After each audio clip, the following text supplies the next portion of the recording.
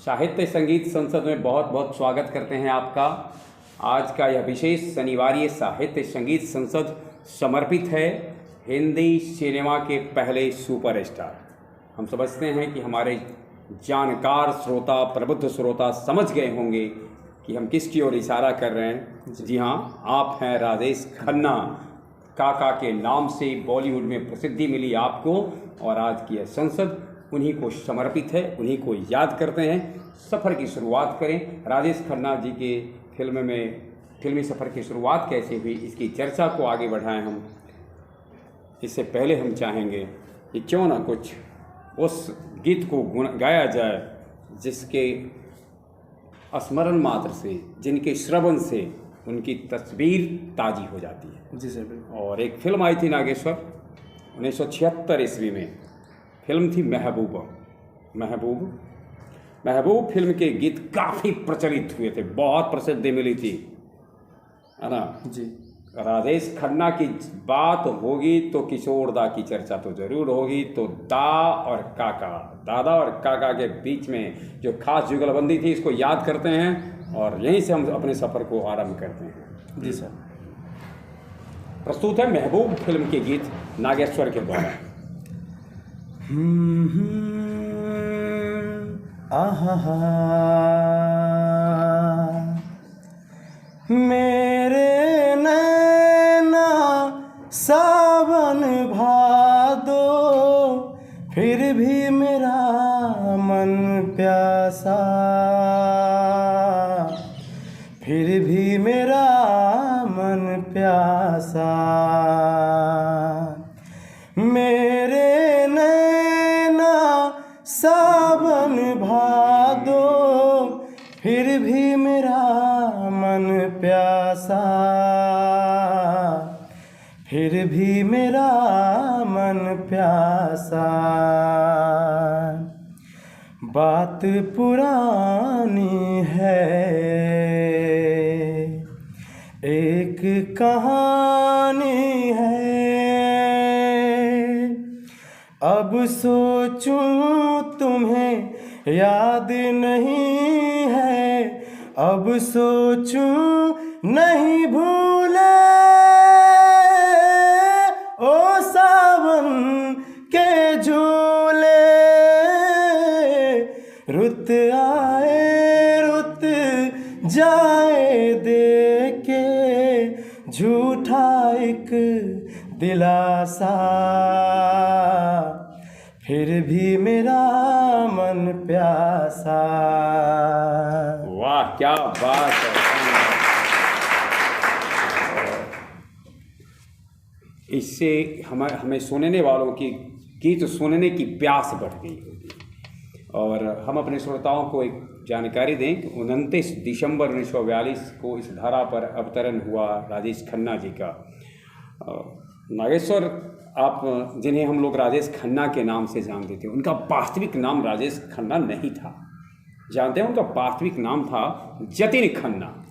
तो जतिन खन्ना राजेश खन्ना के नाम से बॉलीवुड में ख्याति प्राप्ति हुई उनकी। जी सर। और फिर क्या था, सुपरस्टार शब्द आज काफ़ी चर्चित है, और सुपरस्टार की बात आएगी तो अमिताभ बच्चन की आएगी, का नाम लिया जाता है। लेकिन अमिताभ बच्चन से पहले बॉलीवुड के पहले सुपरस्टार राजेश खन्ना ही थे। और एक वक्त था उनकी फिल्म में नाम होने से ही एक मुहर लग जाती थी फिल्म के हिट होने की। आनंद, आविष्कार, सच्चा झूठा, कटी पतंग, आराधना, ना जाने कितने फिल्मों में अपनी जीवंत अदाकारी से इन्होंने एक खास पहचान अपनी बनाई, खास छाप छोड़ी है फिल्म इंडस्ट्री पर।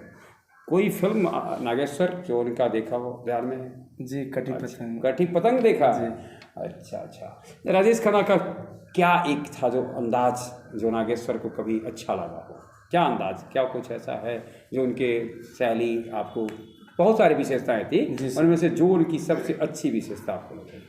सर, जो हमको उनके बारे में उनका विशेषता हमको ये अच्छा लगा, जो वो एक्टिंग जो करते थे सैड। अच्छा, वो जो सैड, यानी कहने का है कि वाह क्या बात है। वो आनंद फिल्म का डायलॉग एक बाबू मुसाई मौत मुझे आ रही है और उसकी आभा मैं तुझे देख रहा हूँ। लगता तो नहीं, कहने का अभिप्राय है क्या कि जिंदा एक्टिंग जी सर, बिल्कुल। खास बना देता था राजेश खन्ना को। कटी पतंग आपने देखा है ना? जी सर। तो कटी पतंग का एक गीत बड़ा प्रसिद्ध हुआ था। आशा पारेख राजेश खन्ना की अभिनीत यह फिल्म अपने जमाने में खूब चली थी और गीत तो आज भी चलते हैं। बिल्कुल चलते हैं तो सुनाइए हमारे श्रोताओं को और इस फिल्म का एक मशहूर गाना। 1970 की फिल्म है और 2023 में भी गाने तो चलते हैं। जी सर। विश्वास पूर्वक कहता हूँ 2123, 2223 सब में चलेंगे जी। प्यार दीवाना होता है, मस्ताना होता है, हर खुशी से हर गम से बेगाना होता है। प्यार दीवाना होता है, मस्ताना होता है, हर खुशी से हर गम से बेगाना होता है। क्षमा कहे परवाने से पड़े चला जा, मेरी तरह जल जाएगा यहाँ नहीं आ। क्षमा कहे परवाने से पड़े चला जा, मेरी तरह जल जाएगा यहाँ नहीं आ। वो नहीं सुनता है उसे जल जाना होता है, हर खुशी से हर गम से बेगाना होता है। प्यार दीवाना होता है, मस्ताना होता है, हर खुशी से हर गम से बेगाना होता है। वाह, बहुत खूब। जो तो राजेश खन्ना के लिए पुरस्कार विशेष अर्थ नहीं रखता है, क्योंकि कुछ लोग खुद किसी क्षेत्र के पुरस्कार होते हैं। राजेश खन्ना भी ऐसी ही हस्ती थे कि वो फिल्म दुनिया के खुद में ही एक पुरस्कार थे।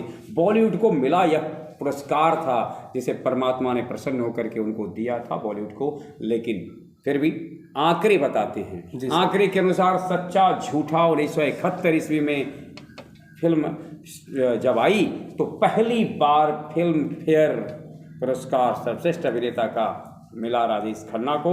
इसके बाद आनंद के लिए अगले ही साल और फिर उसके बाद 1975 में पाए आविष्कार के लिए।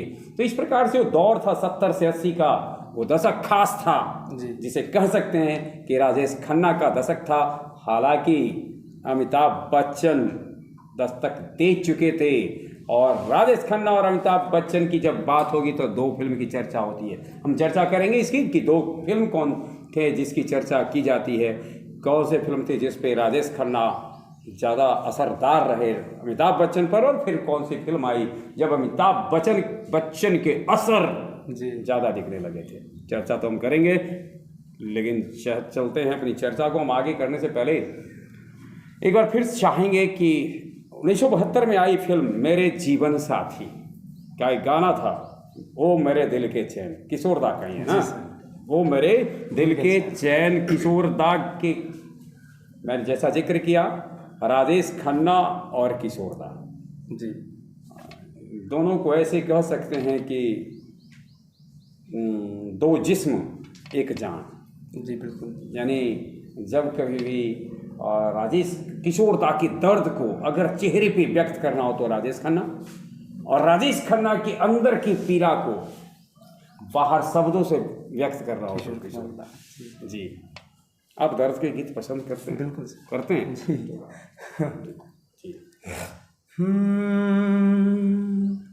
ओ मेरे दिल के चैन, ओ मेरे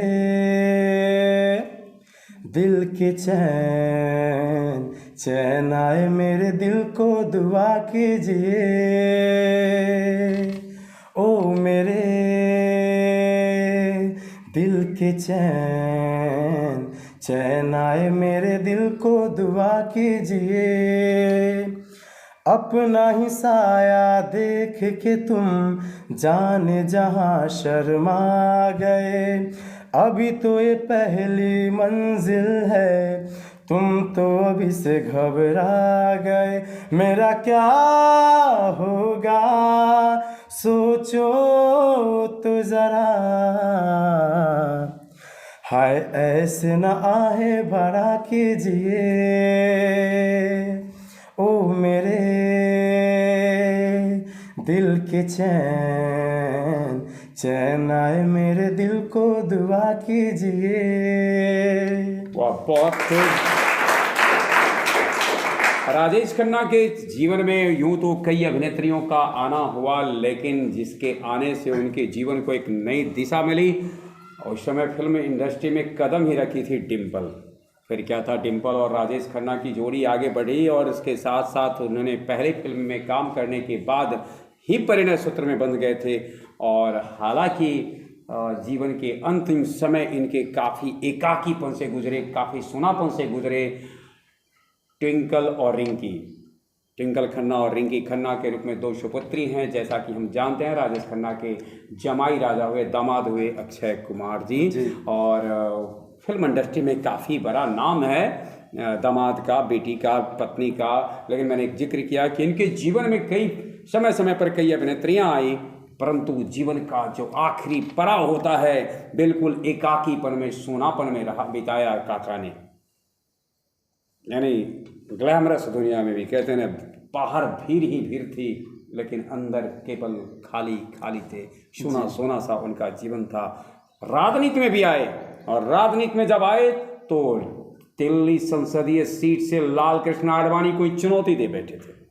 हालांकि बहुत मामूली वोट के अंतर से आडवाणी जीत पाए थे, परंतु बाद में हुए उपचुनाव में उन्होंने शत्रुघ्न सिन्हा, जो भारतीय जनता पार्टी से उस समय आए थे, उनको पराजित किया था और कांग्रेस के टिकट पर लोकसभा पहुंचे थे। जी, सैल्यूट करते हैं हर क्षेत्र की में अपना विशेष अदाकारी करने वाले।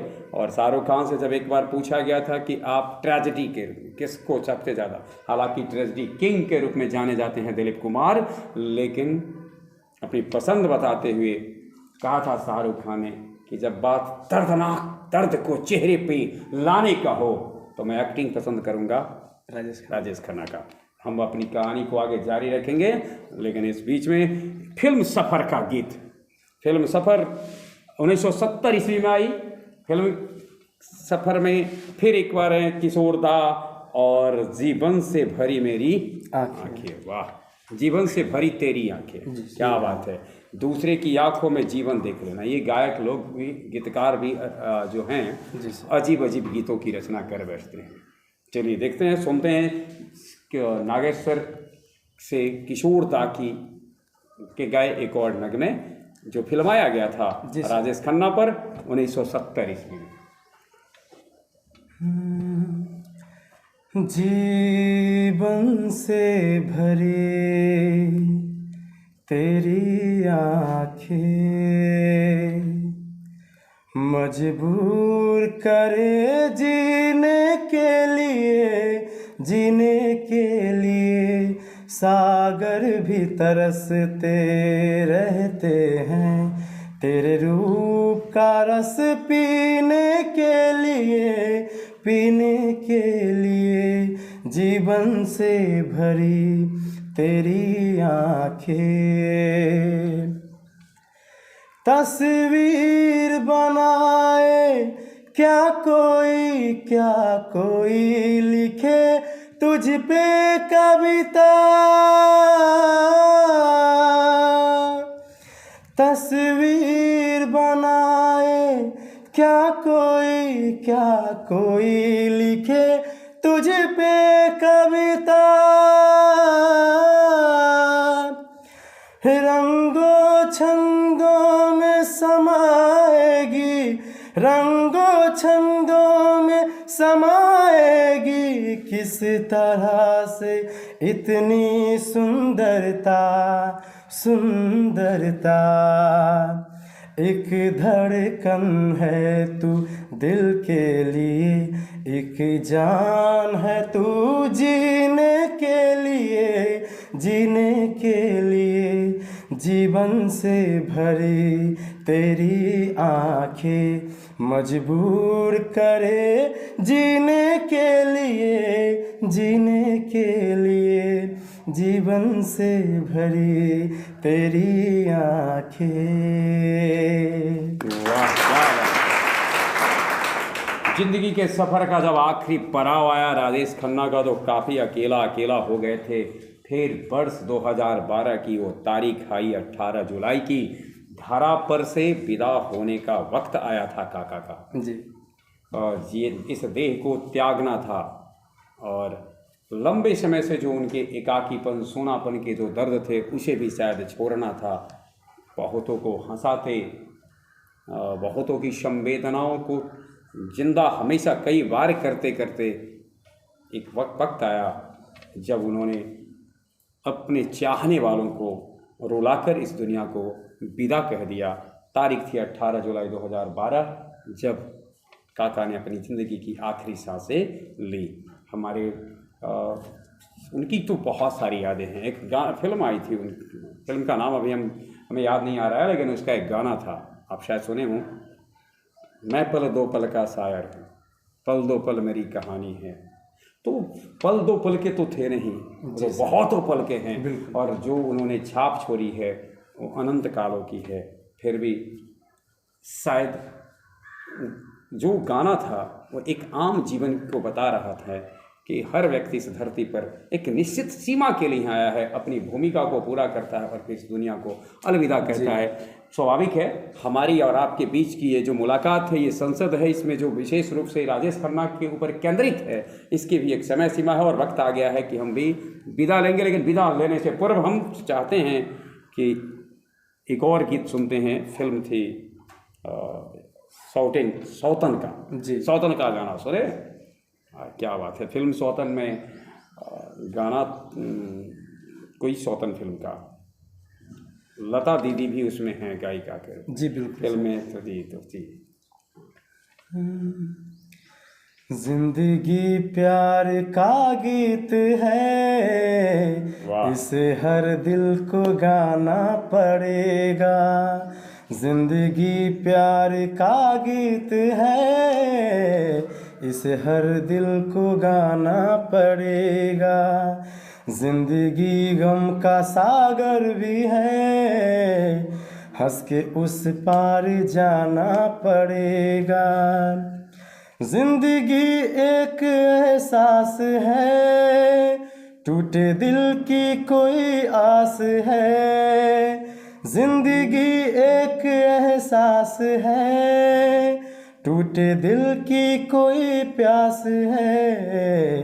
जिंदगी एक वनवास है, काट कर सबको जाना पड़ेगा। जिंदगी प्यार का गीत है, उसे हर दिल को गाना पड़ेगा। वाह वाह। जिंदगी प्यार का गीत है, हर लोग, हमें सुनने वाले, हमें देखने वाले अपने अपने ज़िंदगी को और अपने अपने ज़िंदगी के प्यार के गीत को गाते रहें जी। और अपने परिश्रम से अपनी सफलता के मुकाम को हासिल करते रहें। हमारी मुलाकात होते रहेगी। इस बार के लिए बस इतना ही। मिलेंगे अगले साहित्य संगीत संसद में। बहुत बहुत धन्यवाद। जी बिल्कुल सर।